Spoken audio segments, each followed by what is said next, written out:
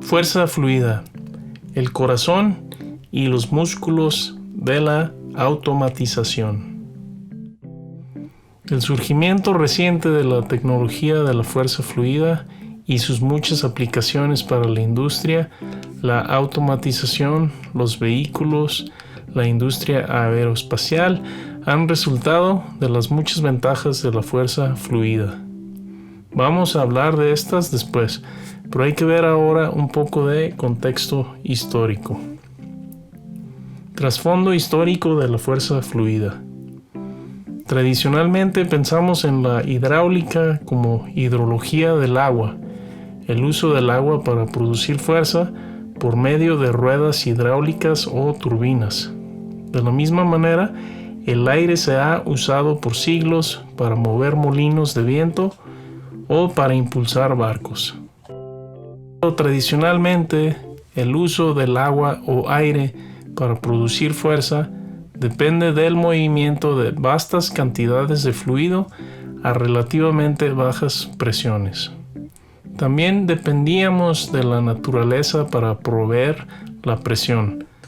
Solo en los 100 años pasados hemos inventado bombas y compresores para desarrollar presiones artificiales mucho más grandes que las que provee la naturaleza y correspondientemente tenemos que lidiar con cantidades enormemente menores de fluido cuando se aumenta la presión de operación. Y este es el meollo del asunto en cuanto a los sistemas de fuerza fluida avanzados. Mientras más alta sea la presión, se requiere menor flujo para producir fuerza y el sistema se hace cada vez más eficiente.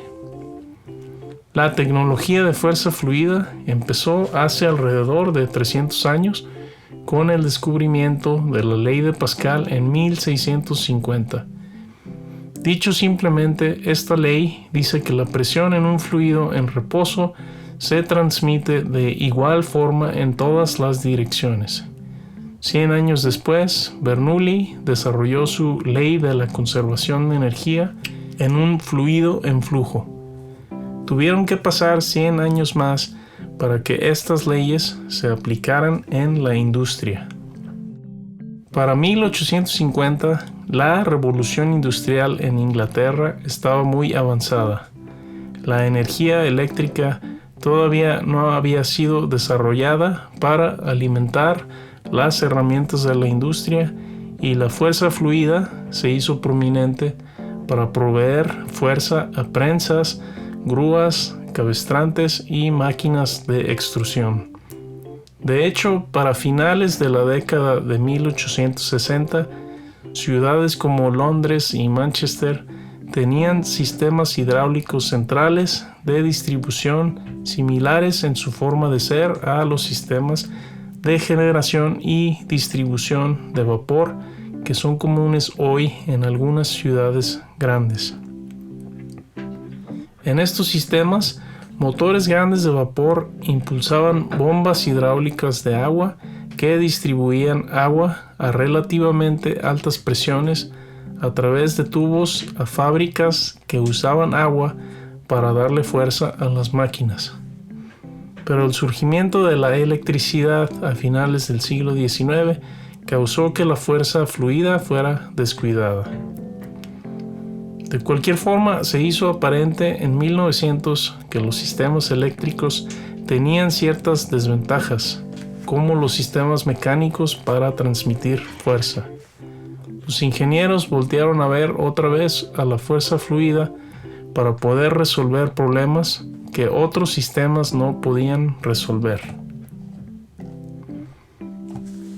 Un parteaguas importante en las aplicaciones de fuerza fluida llegó en 1906, cuando un sistema hidráulico se desarrolló para reemplazar sistemas eléctricos para elevar y controlar armas en buques de guerra que fueron instalados por primera vez en el USS Virginia. Es importante notar que para esos tiempos el aceite estaba reemplazando al agua en los sistemas de fluidos.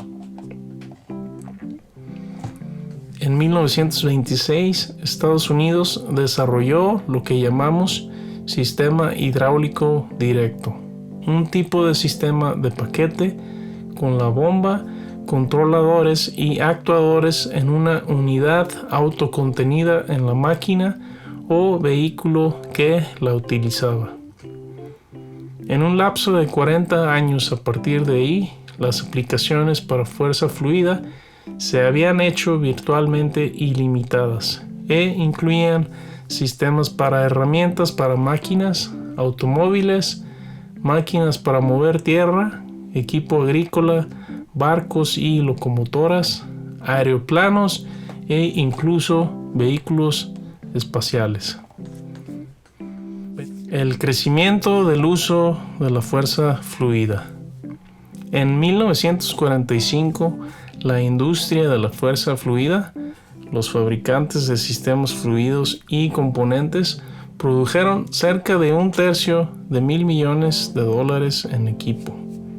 20 años después, el volumen se acercó a los $2,000 millones y para 1970 ya era de $3,000 millones anualmente, probablemente más.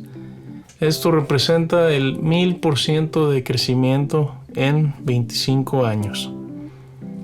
Aproximadamente el 75% de las fábricas de Estados Unidos usan sistemas de fuerza fluida como parte del equipo para manufacturar sus productos y 60% de todos los productos industriales producidos en Estados Unidos tienen algún sistema de fuerza fluida o componente incorporado a ellos. Gradualmente, los cilindros hidráulicos empezaron a reemplazar los cables como actuadores.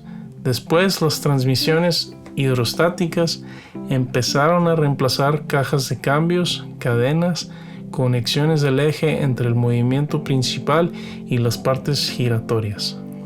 Más recientemente, los controles de aire empezaron a reemplazar a sistemas eléctricos y controles manuales en actuadores eléctricos. La fuerza fluida hoy representa el 20% del valor total de la maquinaria de construcción más compleja de hoy en día, mientras que hace 15 años el valor de estos sistemas era de 0. En otros 15 años más, según algunas autoridades en el campo, el valor de los sistemas de fuerza fluida va a ser alrededor de 40% del total del valor de la máquina.